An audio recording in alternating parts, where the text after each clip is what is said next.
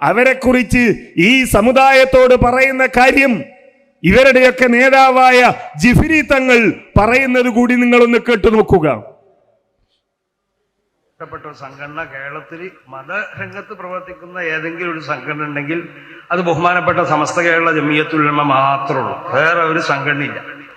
അല്ലാഹു ഇഷ്ടപ്പെട്ട ഒരേ ഒരു സംഘടന കുല്ലുഹും ഫിന്നാർ ഇല്ലാ വാഹിദ എന്ന് നബി സല്ലല്ലാഹു അലൈഹി വസല്ലം തങ്ങൾ വിശേഷിപ്പിച്ച ആ ഒറ്റൊരു പാർട്ടി മാത്രം വിജയത്തിന്റെ അവകാശികൾ.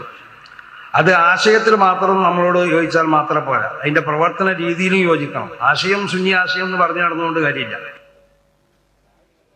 ആശയം സുന്നിയാണെന്ന് പറഞ്ഞുകൊണ്ട് കാര്യമില്ല എന്നാണ്. അതായത് AP സമസ്തക്കാരും പെടൂല, സംസ്ഥാനക്കാരും പെടൂല, ത്വരീഖത്താരും പെടൂല, ഇവരാരും പെടൂല. പിന്നെയോ ഈ ജിഫ്രി അധ്യക്ഷത വഹിക്കുന്ന സമസ്തയുടെ അംഗങ്ങൾ മാത്രമാണ് അള്ളാഹുവിന്റെ അനുഗ്രഹം ലഭിച്ചവർ, അള്ളാഹു ഇഷ്ടപ്പെട്ടവർ എന്നാണ്.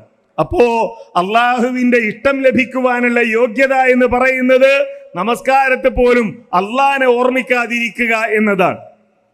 നിസ്കാരത്തിൽ പോലും അള്ളാഹുവിനെ ഓർമ്മിക്കാതിരിക്കുക എന്നതാണ് ഈ വിഭാഗം പണ്ഡിതന്മാർ ഈ സമുദായത്തോട് പറയുന്നത്.